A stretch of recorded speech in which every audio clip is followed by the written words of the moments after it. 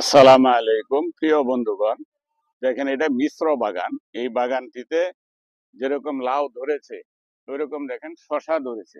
এই যে শশা শশা ধরেছে, আবার এখানেও শশা আছে। এই দেখেন, এটারে মিশ্র বাগান আমরা বলে থাকি। যে মিশ্র বাগান, এই একটি বাগানের মধ্যেই, একটি জাংলার মধ্যেই শশা দেওয়া আছে এবং লাউ, শীত লাউ দেওয়া আছে। সবকিছু মিলায়া মিশ্র বাগান। এই বাগানটিতে তলে দেখেন, এই যে এখানেও শীতলাও আছে, আবার তলে দেখেন বেগুন আছে, বেগুন গাছ দেওয়া আছে। আসলে কৃষকে সব সময় তার জায়গাকে সে সঠিকভাবে ব্যবহার করতে জানে, শিখে।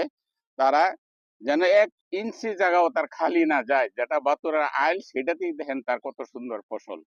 বাঙাল রফিক পেজ থেকে দেশি এবং প্রবাসী আপনাদের সকলকেই প্রাণ ঢালা অভিনন্দন জানায় বিদায় নিচ্ছে। আসসালামু আলাইকুম।